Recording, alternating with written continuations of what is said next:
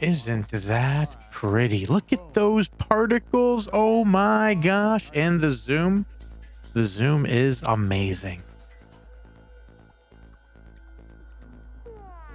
Hello, gamers, and welcome to a YouTube guide on the Trinity Blazing Bullet Carino 3. Yes, ladies and gentlemen, Carino 3 is back, and he is back with a vengeance.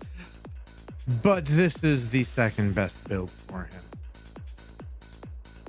The first being, of course, Blazing Bullet armor stacking.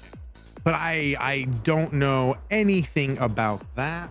This is indeed the Trinity. Now, the way Trinity works is we're gonna have Edict of Trinity. This is the corrupted version. It's gonna give 6x in elemental damage as long as you start, and it's gonna pick the elemental damage based on whichever has the lowest flat damage. So as long as you don't have anything crazy going on, actually, it really doesn't even matter for this build. You can just ignore it. You can just have it. You can just go on your day. There's no point of putting any flat damage anywhere, so don't do that because that would be silly. Okay, now, big point to note is, first of all, cooldown recovery. It doesn't really matter when mapping, so don't worry about it, but cooldown recovery is needed for uptime on Heart of the Storm. Otherwise, you have 2 seconds where it will not be up. 8 seconds, 10 seconds. Those two are not. One of them is bigger than the other, and it's not the good way. So, cooldown recovery is needed. You get a bunch of cooldown recovery from your Eternity. It is not needed on the Lone Walker, so don't worry about that. Other than that, here is the gear quickly. Heart of the Storm is one of the best items. Gives a whole bunch of projectile speed and additional damage, and that effect is being increased by 100%. This thing is amazing, as long as you have the cooldown recovery, which again doesn't matter while you're mapping. All right. Attack aggression, more attack speed. Reflection on the Eternity. This is my weapon. We got parabolic and projectile quantity. Lucky. The sequence. There you go. Those are the gloves. You do need sealed mana compensation somewhere. If you do not have it here, you are going to have to make it up with micros. So this was cheaper at the time. It may or may not be the case. You could also make up the max elemental res somewhere else as well, I suppose. There you go. Oh wait, here's the actual stats on the gloves. For mapping, this doesn't matter, but it does when I'm bossing. So I leave it there. You can roll that off and do something else if you want. I don't, so I didn't. But don't worry about it. Other ring, immune to trauma. You do need 1 fire ring, 1 erosion ring, I believe, to get everything. Yep. You need one of those. So fire, or actually it looks like fire no matter what. So fire, erosion, get them. I mean, you could probably swap some stuff out in the destinies for a different base, but I believe you might need that. And the shield, immune to crowd control effects. Absolutely goated. This means I only have to worry about ignite for elemental ailments. This gets rid of weaken, slow, paralysis. I don't think you really care about taunt and blinding, but maybe we do. Maybe they're more noticeable than I think. Anyway, max elemental. We don't care about the negative because mana doesn't matter. We don't care about the minion damage, and we don't care about the max energy shield because we're always at negative. Our negative energy shield is a good thing anyway, because we're going to be at 0. So, All right. Anyway, here you go for the shield. The rest of the stats. Coming over into the tree, we have Goddess of Hunt. 3 times the charms. You can probably do impermanence. 3 birds. There you go. Into, this is what I'm doing here is my inverse image. Parabolic projectile split turn into ammunition. Ammunition turns into additional damage. One parabolic split is worth, with a level 5 hero memory, 9 additional damage. Definitely worth. Horizontal projectiles with blazing bullet. That is one of its scaling vectors. You only want to get to 10. After 10, the diminishing return on it is pretty hard, so you can get that pretty easily with here. I am currently at 11 because that times 50% brings me to 11. So that's the only roll that probably matters. The micros are just, you know, this dropped for me. The micros are just a nice little addition for extra dexterity and extra projectile damage. Gale and marksman, of course, I apologize. Into ranger. The big thing here is sweeping fury. Sweeping fury, you need to make sure you get double micro rolls. If you do not get double micro rolls, if one of them is a medium, you're going to it's going to be I don't know, maybe you can make it work with the mediums, but you're going to lose a lot of field mana compensation, as you can see. So I highly recommend just getting that. This being an orange doesn't matter. I'm getting no benefit from this final roll. You can get a purple one and you will be good. Everything else, as you can see, into sentinel. Sentinel giving block ratio, a bunch of goodies. So you can go regain or not. I was messing with that. I do like regain. Anyway, here we are. We have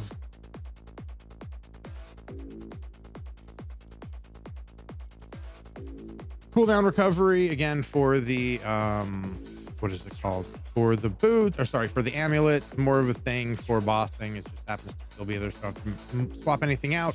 Field mana compensation, again, if you don't have that, you're gonna have to make it up somewhere, so get it. Mobility skills or one-hand attack, I just bought cheap ones at the time. Again, horizontal projectiles to get to 10%. Any other roll on top of that is superfluous and good. If you can get projectile speed turns into additional damage. Those generally are free or freer, cheapish. Take a look for those. My final immunity, ignite, block ratio to get me up to 60%. I already showed you that. Here you go. Survival, will, and judgment. Judgment gives you critical strike damage, 25% additional damage. Cool. 100% paralysis chance. Paralysis on hit. Awesome. This is 15% damage, 40% additional damage. That's pretty nice. Survival's will is very much slept on. This is a 40% heal every 10 seconds. It is huge.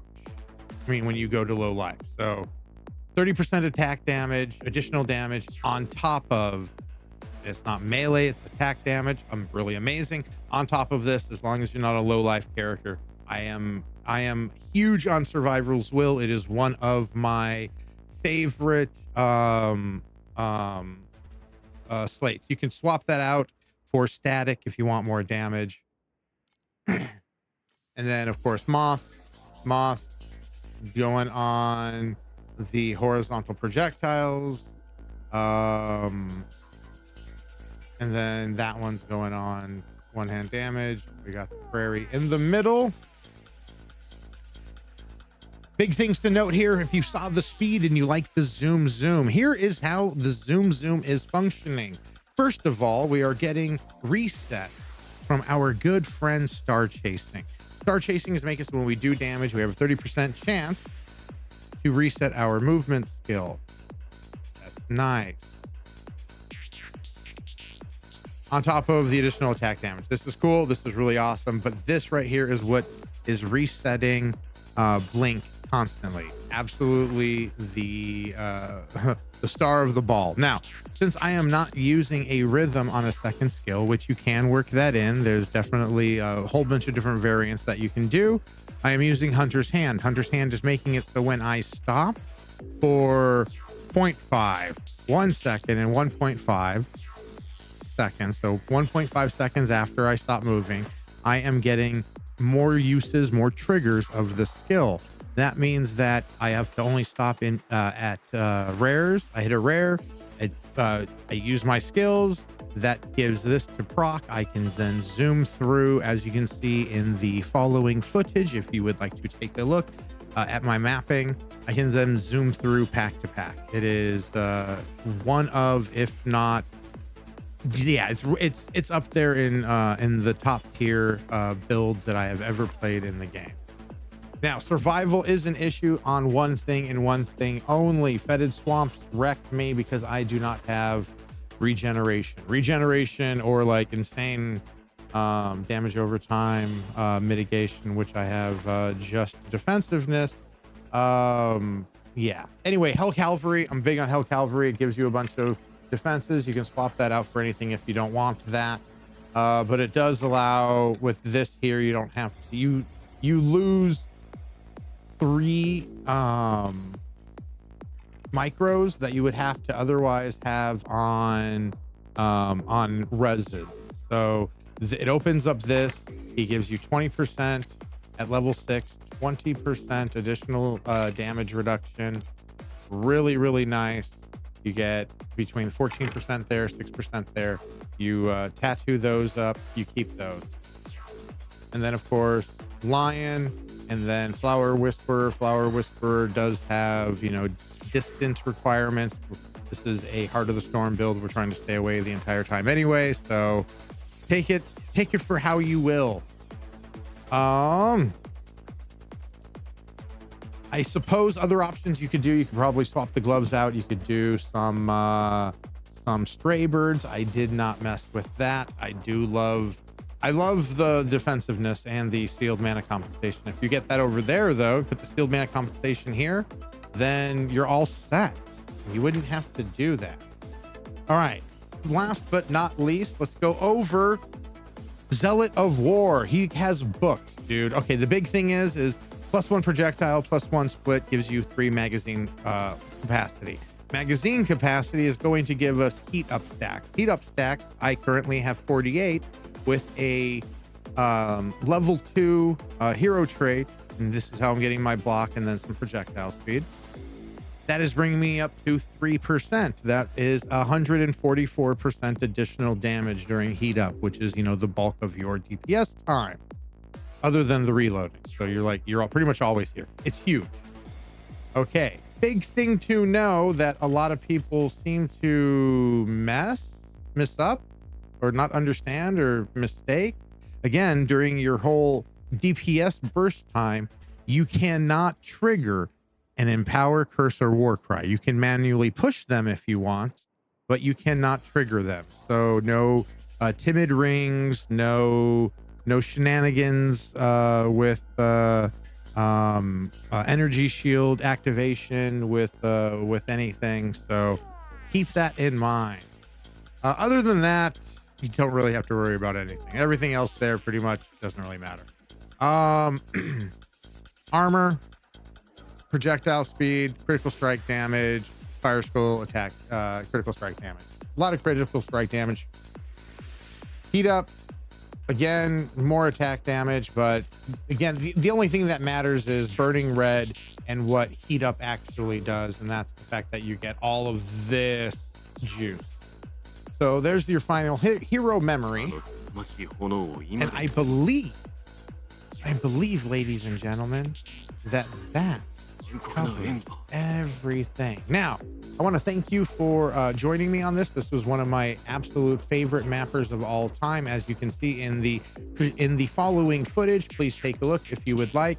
And come take a look at Twitch with that. As you can see, I might have the armor stacker ready to go. I will point out that I have beat S20. The video is coming, and this particular build on Ordrak has topped out at 3518. Build codes are down below, and again, look for the S20 kill video as well. Thank you very much. Goodbye.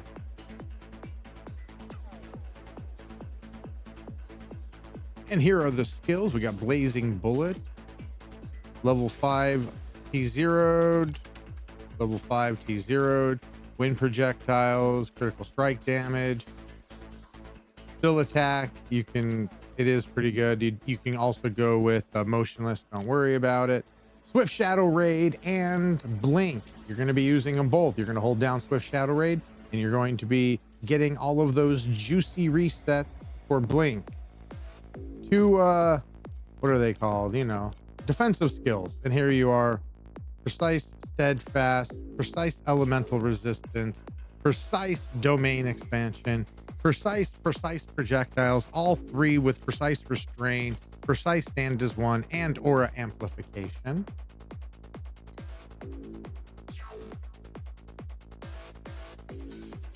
Lines that actually makes that's actually doing it, sure. Or if they're doing bus or something like that, but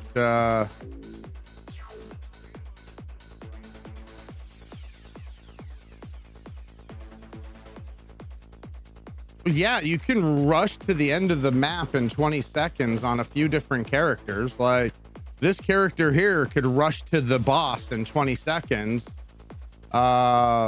No, you're not killing anything. No, that's what I'm saying. Like just because you do a 20-second map doesn't mean anything. You're not actually benefiting from a 20-second map. Like you're not getting anything but the boss at the end. So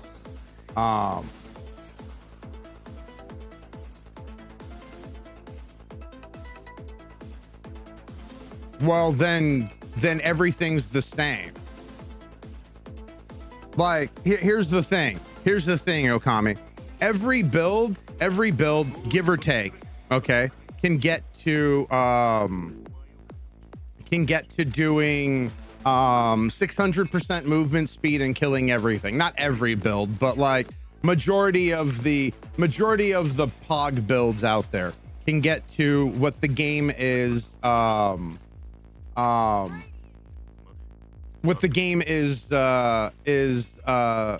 geared, or not geared, is developed for. So the game's developed for 600% movement speed.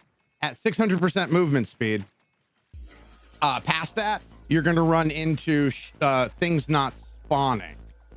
So is that the fastest build? It's one of, if they all hit the same movement speed. Like, none of that really matters though. No. 600% movement speed can be, I mean, okay, it's 600% effective movement speed. This character here is over 600% effective movement speed. When I'm not doing cogs and I'm sitting there, like I can go faster than the spawn rate of the map, and that's even without headhunter stacks, just because of using two movement skills with resets. Like my blink resets on when doing damage with my main skill. So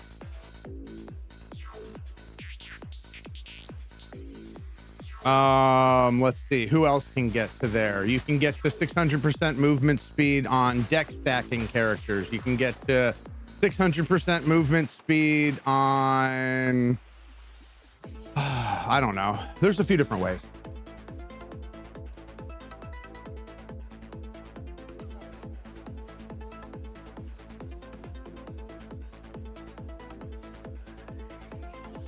But there's a bunch of different characters that are best for the content that they're farming. So, hey Hulk, I literally just took a drink, all right, of my coffee. So you gotta hold on. Why does blink reset when I'm using my skills? Because I am using a Kismet that when doing damage with a horizontal attack, okay, specifically a horizontal attack skill, I have a 30% chance of resetting my blink. I am doing so many projectiles that my blink gets reset multiple times every single pack. And then on top of that, I am using another skill, another Kismet that is making it so I have auto uses of the skill in between my manual use. Well, not manual, my, still attack use. So this particular build, like if I wanted to just speed through the map, is going to be faster than the spawn rate of the map if I wanted. But I'm doing cogs, and cogs have spawn times, and sometimes you get a triple S cog before I have headhunter stacks or anything like that. So, all right, fluids are essential to men our age. This is true. All right, I'm gonna gamble, guys. I'm gonna gamble. No music for just a couple more minutes. We're gonna do just one more map. So.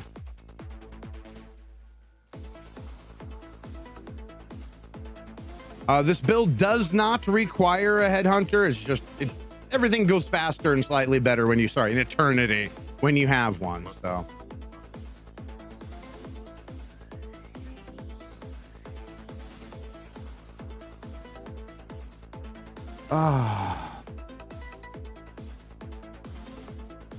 You're trying to be edgy over there, Mr. Robot, but the thing is like I am prepared for the edge.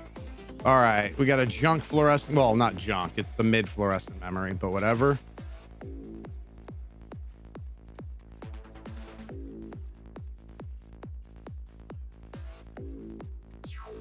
See, like that right there. I have to wait for rares to spawn and go back for them. So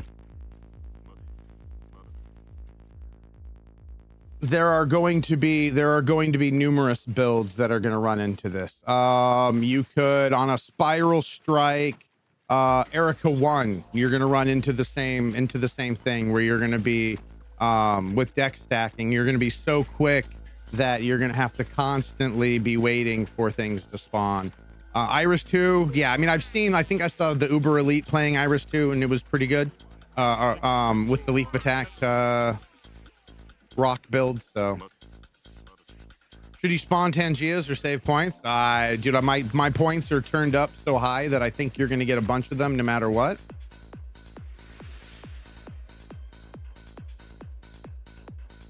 They should fix the spawns.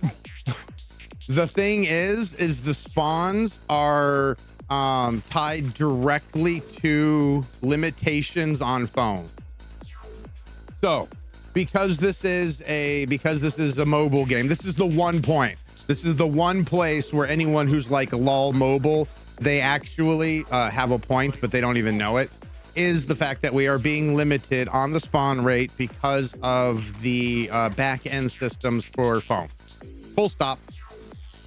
Same with like the amount of mobs in a map and textures and all of that.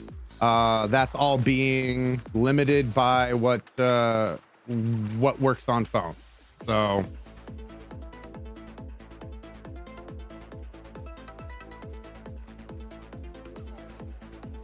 oh yes, I do know that I could set a hotkey for the port and stuff in Overrealm.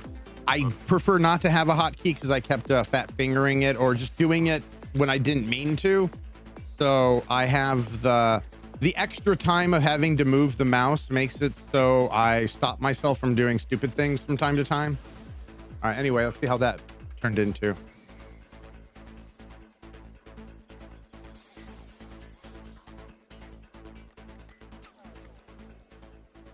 Hey. Anyway, I have to rebuild headhunter stacks slightly. So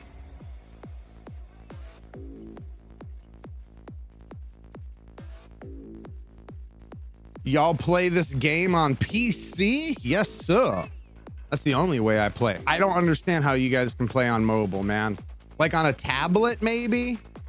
Like, I mean, I guess maybe I could try it on my daughter's tablet, but when I played on the phone when my wife was in the hospital, like last year or whatever, that shit sucked, dude.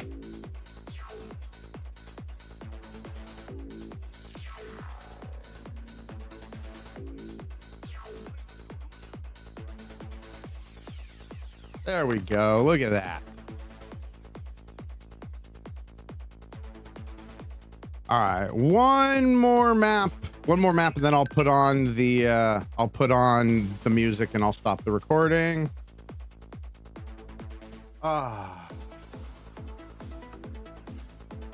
Takes some tricks in getting, I mean, I'm sure it does, man. I'm sure it does. Also, probably having a better phone than the piece of junk that I have, because I don't game on my phone. Like, it is definitely not a gaming phone. Like, it makes phone calls. It, you know, surfs the internet when needed. I can watch YouTube on it, TikTok, whatever. But like, yeah, I generally do not do handheld gaming.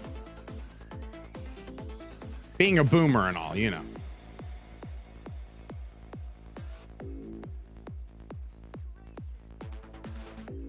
Oh, wait, no. Sorry. Geriatric millennial. I think that sounds even worse, man.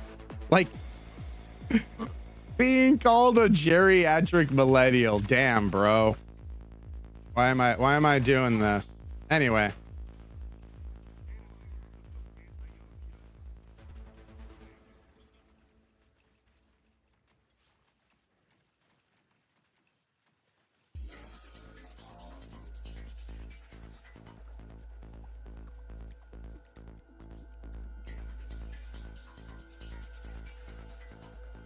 I don't have an Alexa. Play The Purple People Eater by Sheb Woolley. Dude, I need to get an exorcist, I think. I'm pretty sure my TTS is haunted, and it's no longer Halloween, so like it's not like it's just, you know, for Halloween. Hey Funk, good to see you, my friend.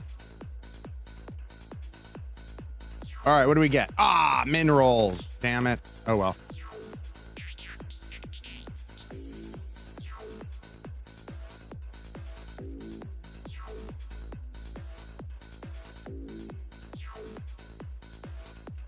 Yeah, why sound like that? Because it's infected with a demon. I need to see a priest about an exorcism. I'm pretty sure. All right, mineral FE, is it gonna drop me down below 90? I think it will. Why bro sound so good? Why bro sounds so good? I don't know. Why does bro sound so good?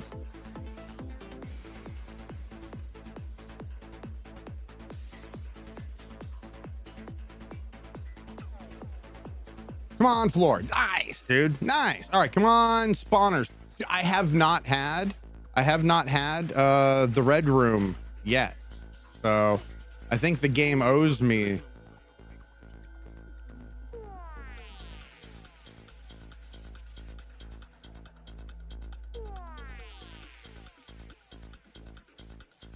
Anyway, not bad for the second best build. Also, it's pretty immortal. I can sit there and just let Mary and the Nightmare Rider guy just sit there and hit me, and it's like, oh yeah. I may or may not have said any such thing, Hulky. I do not know.